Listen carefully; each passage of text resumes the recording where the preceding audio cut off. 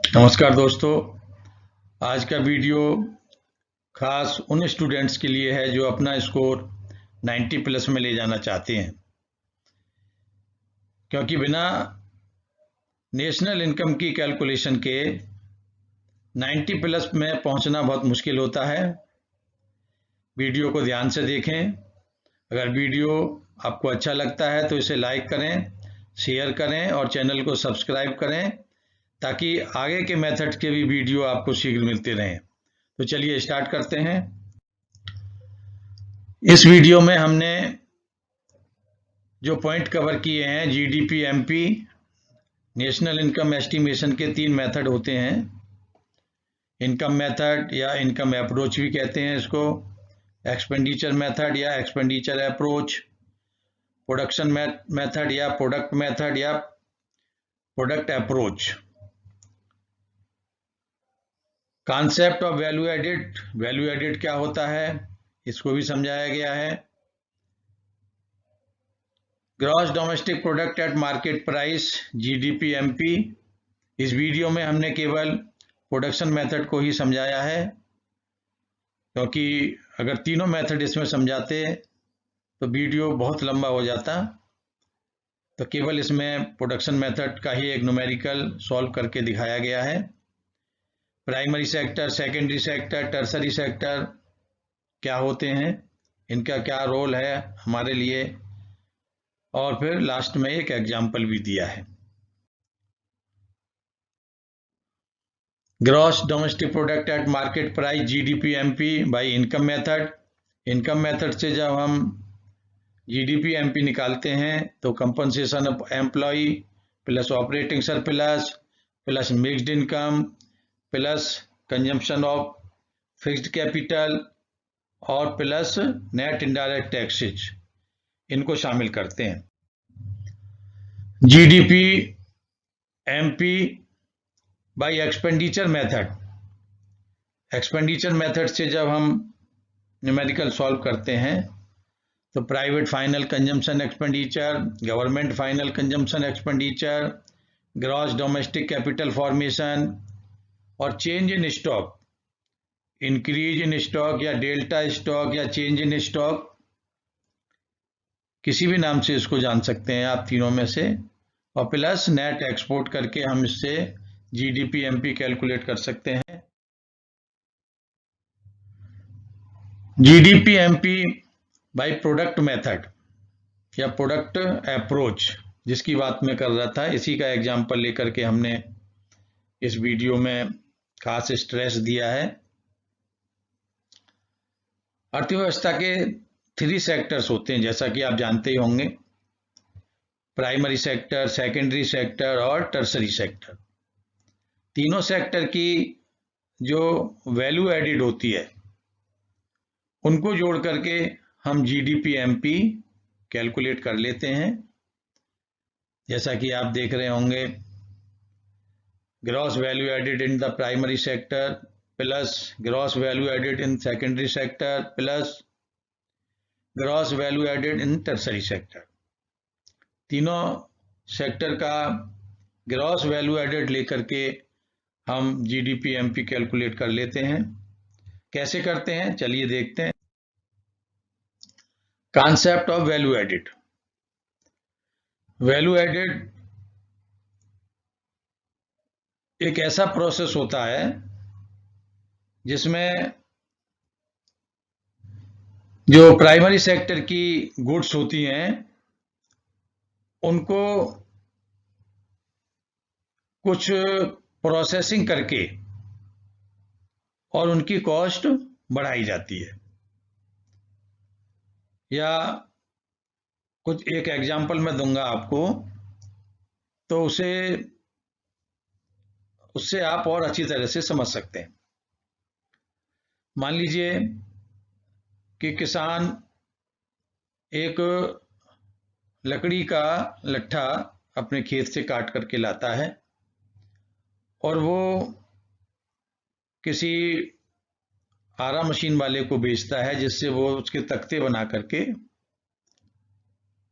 आगे बेचता है। तो मान लीजिए किसान 500 रुपये का लट्ठा बेचता है और आरा मशीन वाला उसके तख्ते बना करके 800 रुपये की बेचता है। तो इस तरह से आप समझ सकते हैं कि आरा मशीन वाले ने 300 रुपये की वैल्यू एडिड इस प्रोसेस में की। अब मान लीजिए तख्ते से कोई मेज कुर्सियां बना करके कारपेंटर उनको सेल करता है और वो मान लीजिए 1200 रुपये की इनको बेचता है, तो इस प्रोसेस में उसने 400 रुपये की वैल्यू एडिड की थी। एक और एग्जांपल के द्वारा हम इसको समझ सकते हैं। मान लीजिए कोई बेकर है, वो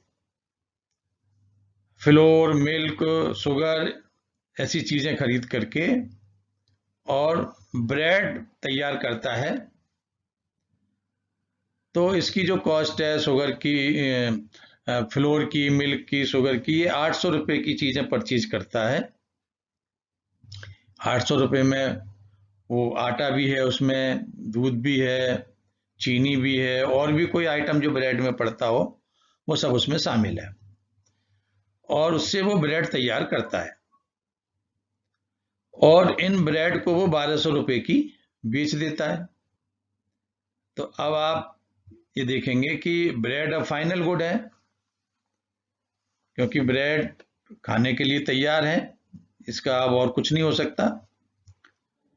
तो फाइनल गुड्स को बनाने में 1200 रुपये इसकी वैल्यू हो गई। तो इस तरह से हम अब जीवीएमपी इस एग्जाम्पल का कैलकुलेट करेंगे कि value of output minus intermediate consumption. तो वैल्यू ऑफ आउटपुट तो 1200 रुपये हो गया, 1200 रुपीज, क्योंकि ब्रेड उसने 1200 रुपये की बेची। और इंटरमीडिएट कंजम्पशन कितना हो गया,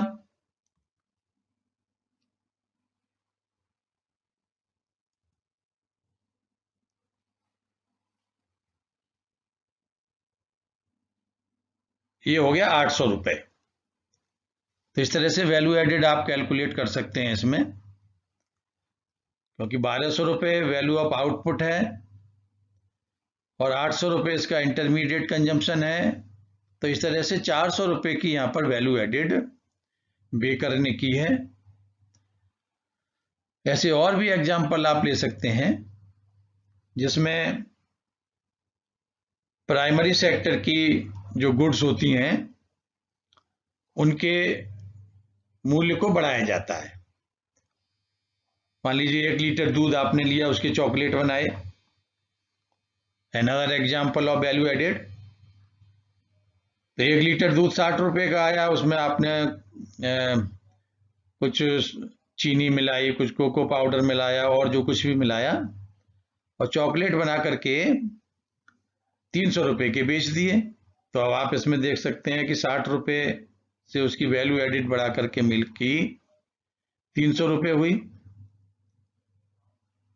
तो इस प्रोसेस में कुछ इंटरमीडिएट कंजम्पशन भी लगा होगा, तो उस इंटरमीडिएट कंजम्पशन को अगर हम घटा दें तो जो बढ़ी हुई वैल्यू निकलती है वही उसको वैल्यू एडिड कहा जाता है। हमारे इस एग्जाम्पल में 400 रुपये की वैल्यू एडिड बेकर ने की है। वैल्यू एडिड के और भी मेजर्स हैं। अभी हमने जीवीएमपी कैलकुलेट किया था, gross value added at market price. इससे हम एनवीएमपी कैलकुलेट कर सकते हैं।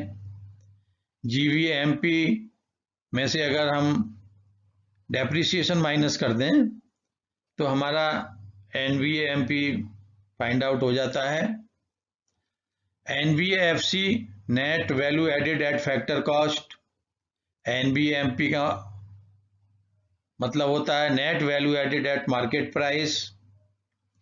तो एनवीएफसी कैलकुलेट करने के लिए आप एनवीएमपी में से अगर एनआईटी घटा देते हैं, नेट इनडायरेक्ट टैक्सेज, तब आपको एनवीएफसी प्राप्त हो जाता है। तो ये वैल्यू एडिड के और 2 मेजर्स थे, कुल मिलाकर के 3 मेजर्स इसके हो गए, जीवीएमपी, एनवीएमपी और एनवीएफसी।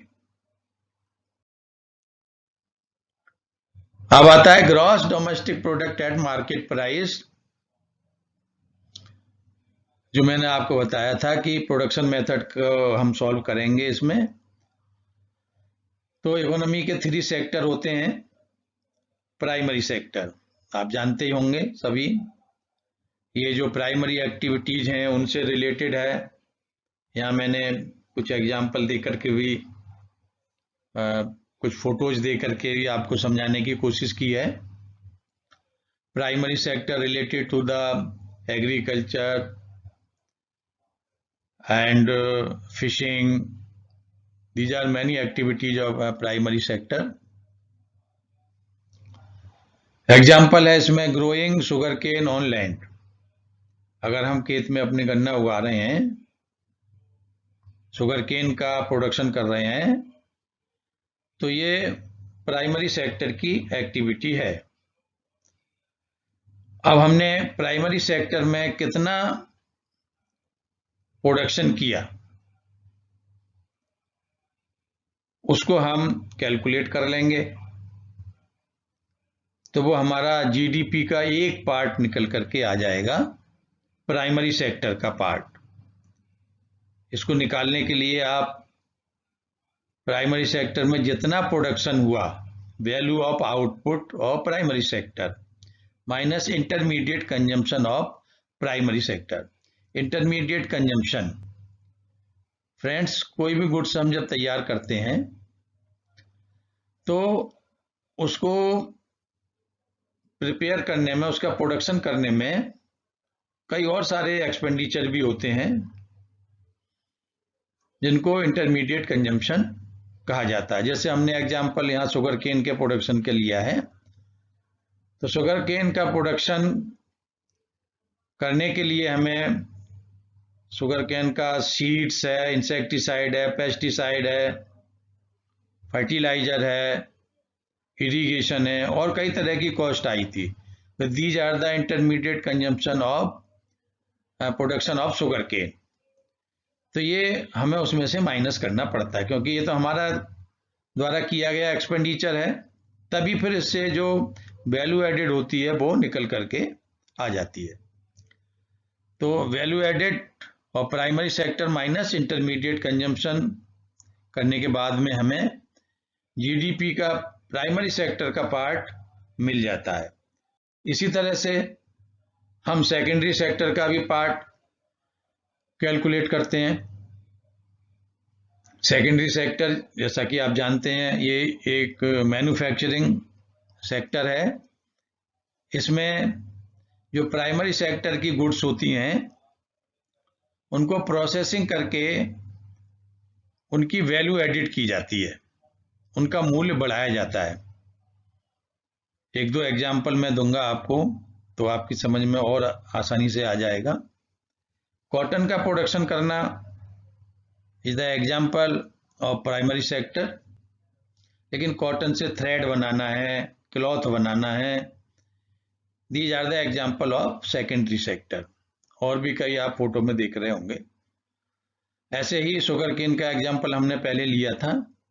अब शुगर केन से शुगर बनाना, चीनी बनाना, तो this is the example of secondary sector. Sugar cane का प्रोडक्शन करना तो प्राइमरी सेक्टर की एक्टिविटी हो गई, लेकिन उससे चीनी बनाना ये सेकेंडरी सेक्टर की एक्टिविटी है। तो ऐसे ही मैन्युफैक्चरिंग सेक्टर में जितना प्रोडक्शन हुआ उसमें से इंटरमीडिएट कंजम्पशन को माइनस करने के बाद में हमें जो हमारा सेकेंडरी सेक्टर है उसका जीडीपी का पार्ट हमें मिल जाता है। अभी हमने प्राइमरी सेक्टर का जीडीपी का पार्ट समझा था, अब ये सेकेंडरी सेक्टर का हो गया। इसी तरह से हमें टर्सरी सेक्टर का भी जीडीपी का पार्ट फाइंड आउट करना पड़ता है। Now is tertiary sector. Tertiary sector, जैसा कि आप जानते हैं, this is known as service sector also.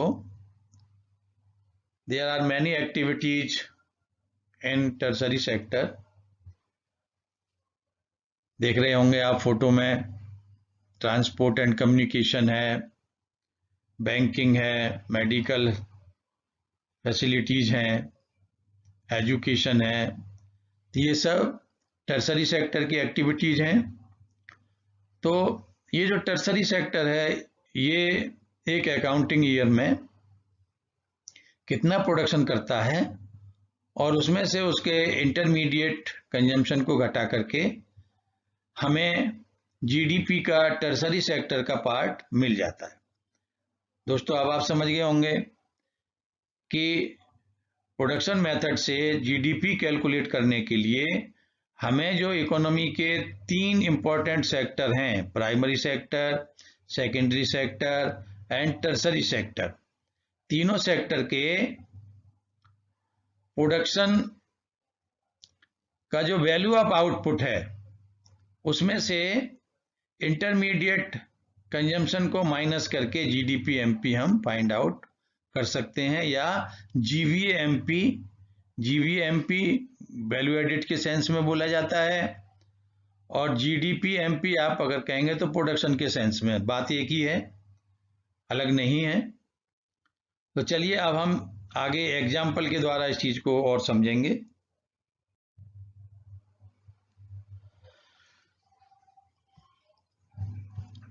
Calculate GDP MP by production method. यहां पर एक न्यूमेरिकल लेकर के, सिंपल सा न्यूमेरिकल है ये, क्योंकि अभी हार्ड लेवल अगर आपको देते तो समझ में नहीं आता, पर हाँ ये सिंपल अगर समझ जाएंगे तो थोड़ा सा ही हार्ड लेवल होता है, ज्यादा नहीं होता,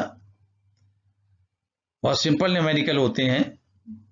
इसके बाद थोड़ा समझने की जरूरत होती है। तो जैसा अभी हमने जिक्र किया पीछे, वैल्यू ऑफ आउटपुट, तो इस एग्जाम्पल में प्राइमरी सेक्टर में जो वैल्यू ऑफ आउटपुट था वो ये सभी करोड़ में ही है, 1000 करोड़ था। सेकेंडरी सेक्टर का जो वैल्यू ऑफ आउटपुट था वो 900 करोड़, टर्सरी सेक्टर का 700 करोड़। तो इस तरह से तीनों सेक्टर का अगर हम वैल्यू ऑफ आउटपुट या बीओ जोड़ लें तो ये 2600 करोड़, 2600 करोड़ हो जाता है। ऐसे ही 3 सेक्टर का इंटरमीडिएट कंजम्पशन, प्राइमरी सेक्टर का intermediate consumption 500 crore, secondary sector का intermediate consumption 400 crore, tertiary sector का इंटरमीडिएट कंजम्पशन 300 करोड़। तो टोटल जो हमारा इंटरमीडिएट कंजम्पशन है इसको भी हम कैलकुलेट कर लेते हैं। ये हो गया हमारा 1200 करोड़। तो अब वैल्यू ऑफ आउटपुट कितना, 2600 करोड़, और इंटरमीडिएट कंजम्पशन कितना हो गया, 1200 करोड़। तो सिंपल हम निकाल सकते हैं जीडीपी एमपी का जो फॉर्मूला है, जो वैल्यू ऑफ आउटपुट है उसमें से इंटरमीडिएट कंजम्पशन को हम कैलकुलेट कर देते हैं। तो यहां हमने ये समझाने की कोशिश की है, ये तीनों सेक्टर का वैल्यू ऑफ आउटपुट हमने ऐड किया है, 1000 करोड़, 900, 700 और माइनस तीनों सेक्टर का इंटरमीडिएट कंजम्पशन। तो अब आप समझ गए होंगे कि 2600 में से हमने माइनस जो इंटरमीडिएट कंजम्पशन है 1200 करोड़ वो माइनस किया है, और इस तरह से हमारा जो जीडीपी एमपी है वो 1400 करोड़ हो जाता है। 1400 करोड़ जीडीपी एमपी है। इसे हम जीवीएमपी भी कह सकते हैं, जीडीपी एमपी या जीवीएमपी, क्योंकि ये वैल्यू एडेड के सेंस में है, इसलिए इसको हम जीवीएमपी भी कहेंगे।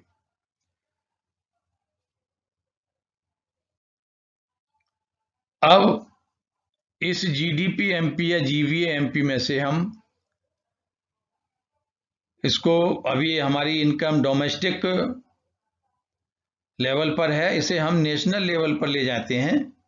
तो बहुत सिंपल सा है, पहले की वीडियोज अगर आपने देखे होंगे तो अब आप समझ ही गए होंगे कि केवल एनएफआईए ऐड करना इसमें होता है, तब ये हमारी इनकम डोमेस्टिक से किस में कन्वर्ट हो जाती है, नेशनल इनकम में कन्वर्ट हो जाती है। तो अभी हमने इसमें GNP/MP को कैलकुलेट करना बताया है। GDP/MP आपके पास है ही, अभी पिछले स्लाइड में आपने देखा था।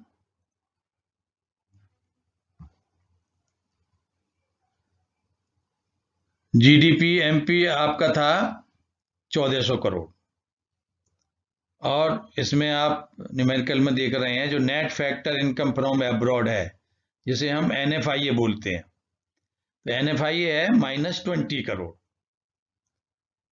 ये मैंने आपको पहले की वीडियोज में समझाया है। ये जो हमारा NFIA है, ये ऐसी टर्म है, ये पॉजिटिव भी हो सकती है और नेगेटिव भी हो सकती है।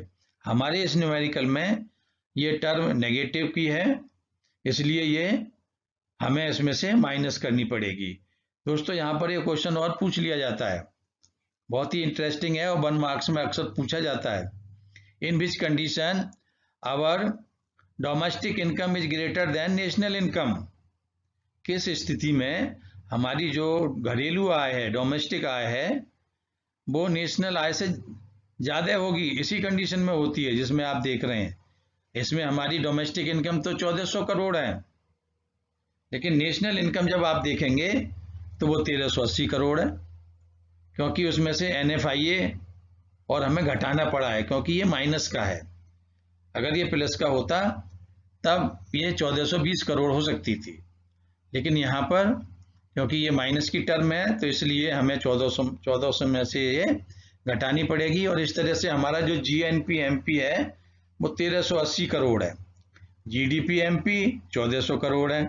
डोमेस्टिक इनकम ज़्यादा है और नेशनल इनकम कम है, तो वो इसी केस में होती है व्हेन NFIA विल नेगेटिव। अगर नेगेटिव है NFIA, तब हमारी जो नेशनल इनकम है वो डोमेस्टिक इनकम से कम होगी। यही इसका आंसर है।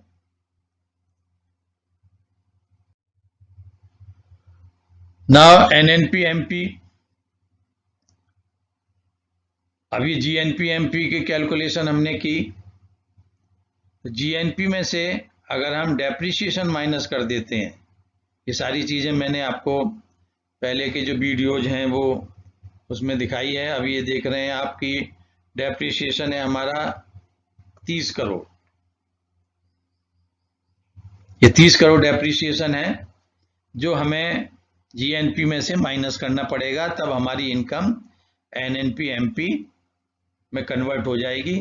तो यहाँ आप देख रहे हैं कि जो नेशनल इनकम, जो GNP/MP हमारा 1380 करोड़ आया था, उसमें से हमने -30 कर दिया, और इस तरह से हमारा NNP/MP या net national product at market price ये 1350 करोड़ हो गया।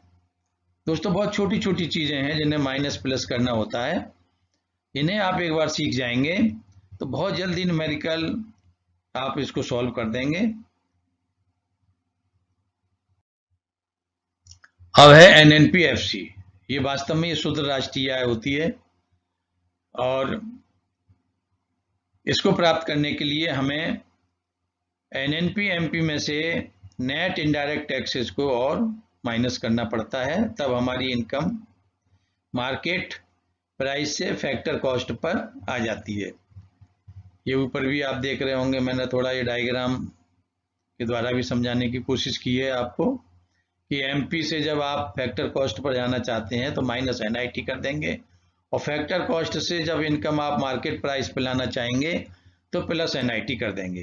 तो हमारे इस एग्जाम्पल में जब NNP/FC आप कैलकुलेट कर रहे हैं तो NNP/MP हमारा 1350 करोड़ है। इसमें से नेट इनडायरेक्ट टैक्स ये 20 करोड़ है, तो ये हमें माइनस करना पड़ेगा, और इस तरह से हमारी जो NNP/FC है या net national product at factor cost या शुद्ध राष्ट्रीय आय, वो 1330 करोड़, 1330 करोड़, इस तरह से हमें ये शुद्ध राष्ट्रीय आय प्राप्त हो जाती है। फ्रेंड्स, इस स्लाइड में हमने एक ही स्टेप में NNP/FC फाइंड आउट की है। और वहाँ तो हमने छोटे छोटे स्टेप में आपको बताया था। अगर आपको प्रोडक्शन मेथड से NNP/FC फाइंड आउट करनी है तो बहुत सीधा सा फॉर्मूला है। पहले GDP/MP निकालेंगे आप। GDP/MP निकालने के लिए जो तीनों सेक्टर हैं हमारे, उनका वैल्यू ऑफ आउटपुट में से तीनों सेक्टर का इंटरमीडिएट कंजम्पशन माइनस कर देंगे तो GDP/MP हमें प्राप्त हो जाएगा। उसमें से आप फिर डेप्रिसिएशन माइनस कर दीजिए, फिर NIT माइनस कीजिए और फिर NFIO को उसमें ऐड कर दीजिए। यहाँ पर हमने यही किया है। GDP/MP हमारा 1400 करोड़ निकल करके आया था।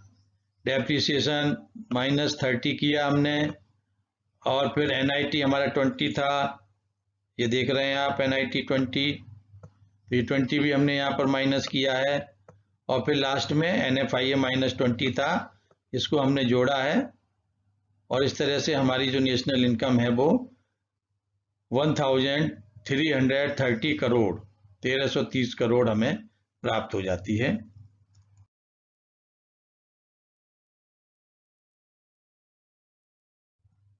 दोस्तों वीडियो कैसा लगा ये ज़रूर बताएं, कमेंट बॉक्स में लिखें। अच्छा लगा हो तो लाइक करें, शेयर करें और चैनल को सब्सक्राइब करें। Thank you.